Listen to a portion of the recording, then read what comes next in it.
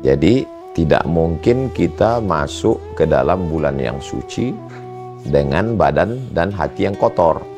Maka dibersihkan semua dengan mandi taubat, sholat sunat taubat, dan beristighfar. Rukun taubat itu 3. Yang pertama, an-nadamu fil qalbi, menyesal dalam hati. Yang kedua, al-iqraru bil lisani, dinyatakan dengan lisan.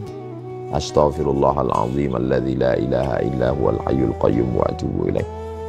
Lebih bagus lagi sayyidul istighfar, Allahumma anta rabbi la ilaha illa anta khalaqtani wa ana abduka wa ana ala ahdika wa wa'dika mastata'tu.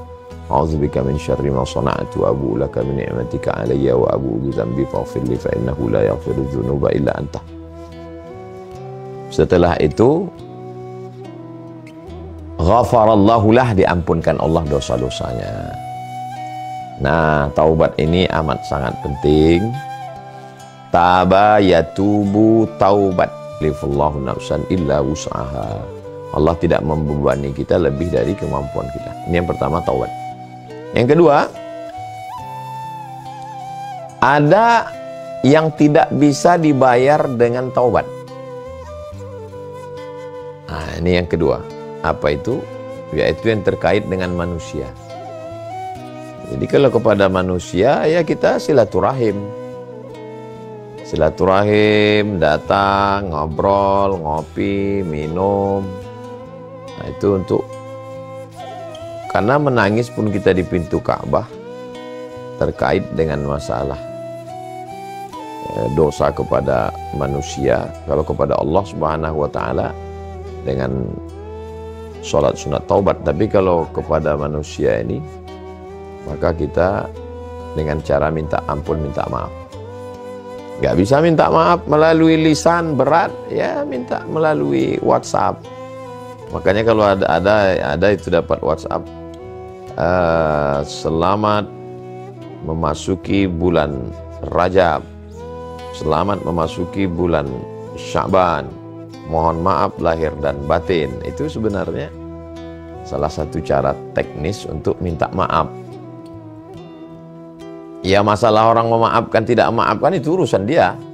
Yang penting kita minta maaf. Saya mengucapkan selamat memasuki bulan Sya'ban, memasuki bulan Rajab. Kalau ada silap salah saya mohon maaf kepada semua jamaah. Kata jamaah, saya nggak mau maafin Ustadz. Ya bukan urusan saya.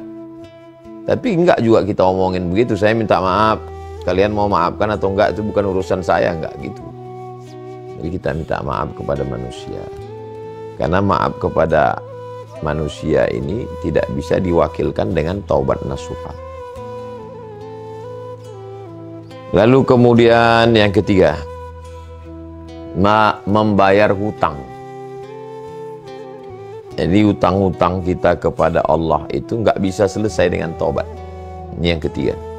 Utang apa itu? Utang puasa.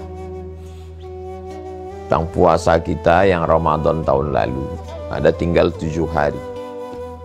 Kemudian tinggal 7 hari itu belum diganti sampai sekarang. Nah, inilah kesempatannya di bulan Rajab ini. Man mata, siapa yang mati, wa alaihi siyamun, punya utang puasa, soma anhu waliyuhu, maka ahli warisnya wajib menggantikan puasanya. Nah, jadi jangan sangka kalau sudah mandi taubat, sholat sunat taubat, istighfar, utang lunas. Nah, jadi tolong yang sekarang ini, yang kedua tadi apa Pak Ustadz? Yang kedua tadi adalah minta maaf. Yang pertama taubat, yang kedua minta maaf sama manusia, yang ketiga bayar utang. Siapa yang puasa hari Senin di bulan Rajab, mengqadha bayar utang, maka dapat 3. Qadhanya lunas, dapat puasa sunat Rajab, dapat puasa Senin. Tapi niatnya qadha saja. Saya niat puasa qadha lillahi ta'ala. Nah, ini kenapa saya sebut tadi 7 ya, karena saudari-saudari kita perempuan mungkin tinggal puasanya. Adapun bagi laki-laki bisa jadi lebih banyak daripada perempuan. Ya karena mereka musafir, lalu nggak puasa karena sakit, nggak puasa karena banyak alasan. Maka diganti, bayar utang puasa di bulan Rajab ini. Bulan Sya'ban juga nanti bagus. Yang keempat, apa persiapan kita? Ibadah kita ini dengan ilmu. Jadi kalau kita tidak tahu mana rukun, mana syarat, mana wajib, mana sunat, apa yang membatalkan, apa yang memakruhkan, apakah gosok gigi itu membatalkan puasa atau tidak, apakah kumur-kumur, apakah suntik. Maka yang keempat adalah ilmu tentang puasa. Beli buku Fikih Islam Sulaiman Rasyid. Fikih Islam Sulaiman Rasyid ini itu buku fikih yang paling simpel, sederhana, berbahasa Indonesia, ditulis oleh orang Indonesia, alumni Al-Azhar Kairo Mesir. Ada bab toharoh bersuci, ada bab sholat, ada bab puasa, supaya tahu apa itu puasa. Jangan cari di internet. Cari di internet ini nggak tahu, tiba-tiba masuk ke web Syiah, masuk ke web liberal, masuk nggak tahu kita siapa penulisnya. Karena Google itu menyajikan apa yang kita mau. Google itu apa yang kita mau dia kasih. Apa lu mau gua ada, palu gak ada. Maka nggak bisa kita ngaji sama Google. Sekedar mencarikan informasi bisa, tapi untuk menyaring itu manusia. Nah maka saya sarankan belajar fikih puasa. Tapi nanti setelah tahu dari Buya Yahya, Kiai Haji Idrus Ramli, Gus Baha, Ustadz Sarwad, fikih puasa, silakan, selama ustadznya itu adalah Ahlus Sunnah wal Jamaah, bukan Syiah, bukan Khawarij, bukan liberal, bukan sekuler, bukan ateis, bukan agnostik. Nah maka silakan belajar fikih puasa. Tapi kalau bisa punya buku, supaya ketika kita terbentur kita bisa buka lagi. Simple bukunya itu dan nggak ada urusan sama saya. Saya bukan resellernya, saya bukan penjual bukunya. Ini yang keempat.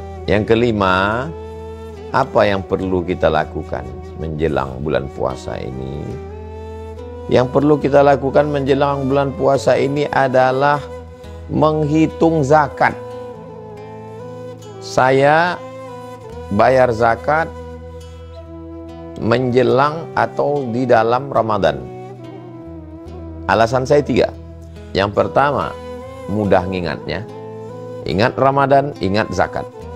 Karena kalau pakai Januari, Februari, Maret, April, nggak sesuai hitungannya. Yang kedua, di bulan Ramadan itu banyak saudara kita perlu makan, tapi dia nggak bisa kerja. Maka kalau kita bayar zakat, itu nolong dia. Kalau kita kasih aja 1 juta, itu dia udah bisa beli beras, beli minyak, beli gula, beli ikan asin. Paling enggak dia bisa sahur.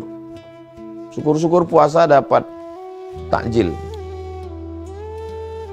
Dan yang ketiga dapat barokah Ramadan.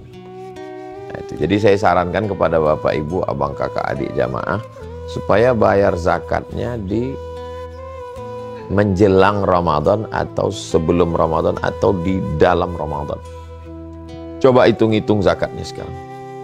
Yang punya tabungan seberat 85 gram emas, 1 gramnya 1 juta, kali 85 gram, 85 juta. Tambah uang itu, uang ini 100 juta. Keluarkan zakatnya 2,5 juta.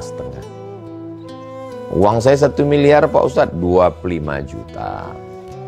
Uang saya 10 miliar Pak Ustadz, 25 juta kali 10, 250 juta. Itu sangat bermanfaat buat umat. Mereka ini bukan untuk kaya. Ada yang konsumtif, nenek-nenek, kakek-kakek, sudah tua, sebatang kara, nggak ada anak istri, nggak bisa kerja, hanya untuk makan. Berapalah makan mereka? Belikan beras, belikan minyak, telur ayam, sarden, serahkan. Di Ramadan, gula, kopi, teh, itu sudah tenang sekali mereka beribadah kepada Allah Subhanahu wa Ta'ala. Poin yang keenam, siapkan budget Ramadan lebih dari budget luar Ramadan.